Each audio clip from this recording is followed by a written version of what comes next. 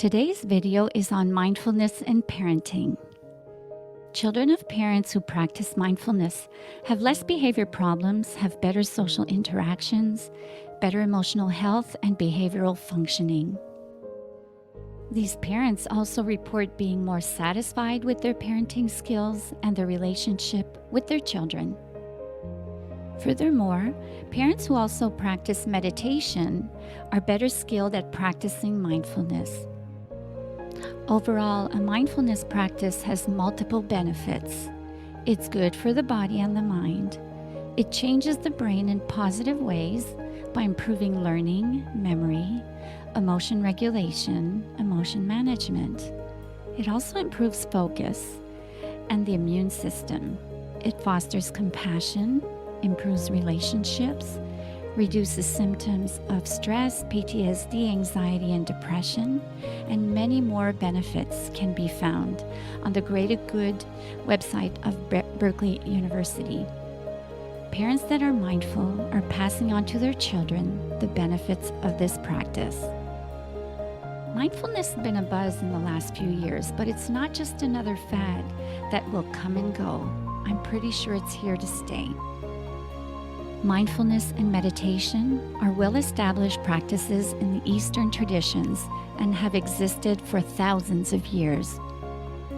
It's only in recent years that there's been a resurgence of these practices in the West.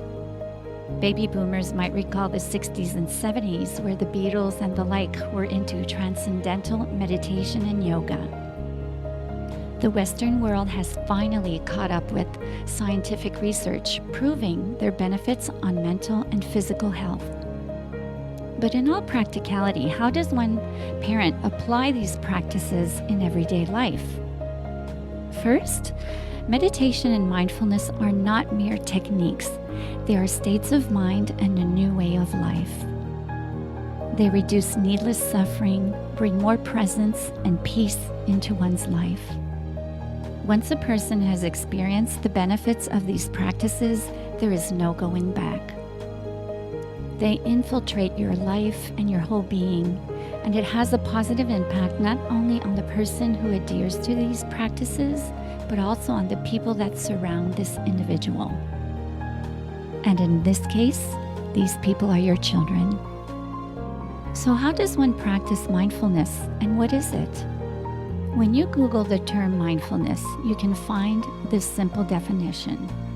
It's a mental state achieved by focusing one's awareness on the present moment, while calmly acknowledging and accepting one's feelings, thoughts, and bodily sensations.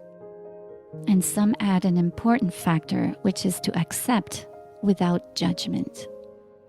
To practice mindfulness, you first need to become aware of yourself and your surroundings. By this I mean not be so entangled or lost in your thoughts. Your mind generates thoughts, and you are able to notice this. You thus become the observer of your thoughts, emotions, feelings, and sensations coming from all 5 of your senses.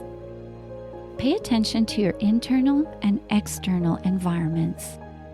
Notice in the same way you would notice that the sky is blue or that a plane just flew by. Don't question, don't judge, just observe. One of the basic tenets of mindfulness is to reduce your identification with your thoughts and your feelings or sensations. To be able to do this, you need to be living in the present moment.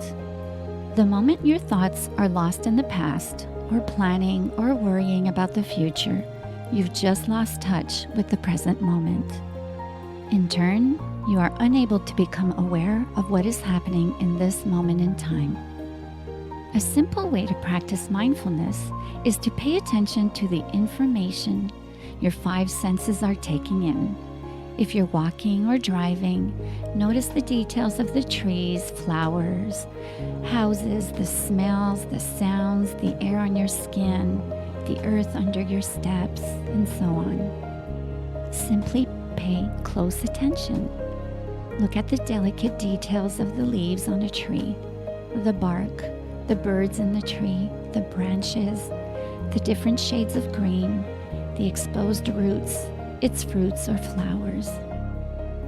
There are so many details to pay attention to. If you're driving, notice the cars, their color, the license plates, passengers, bumper or window stickers, the make, the feeling of your steering wheel, the sounds, the scenery, and so on. The amount of details is endless.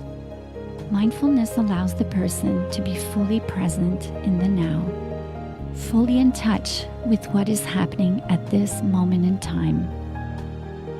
While your mind is fully immersed in what is happening now, it cannot be consumed by other thoughts that cause suffering. As a result, mindfulness greatly reduces suffering and overreacting.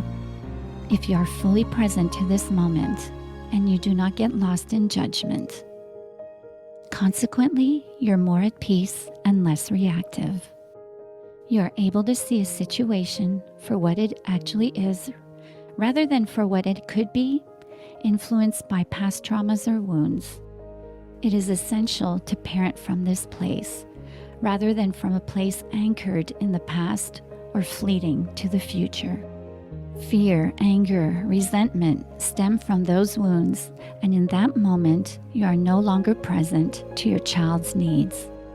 Buttons are pushed, and you are reacting out of your own past or out of fears for the future.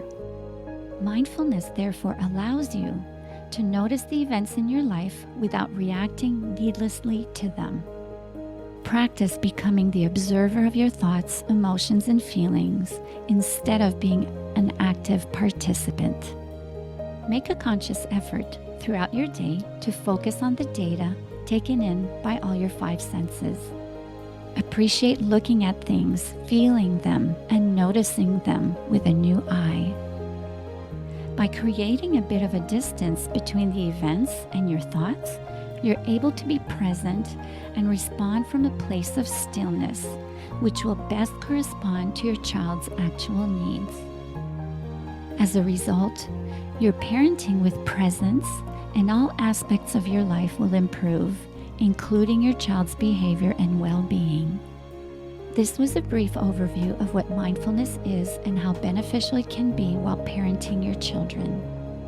Below you will find the links for detailed strategies on how to practice mindfulness by such professionals such as Jon Kabat-Zinn, Eckhart Tolle, Coyne and Murrell. The Joy of Parenting is a really good book. The Joy of Parenting, McCurry. Parenting Your Anxious Child with Mindfulness and Acceptance is another great book that I recommend. If you go to my website, you'll get my free ebook. Thanks so much for watching.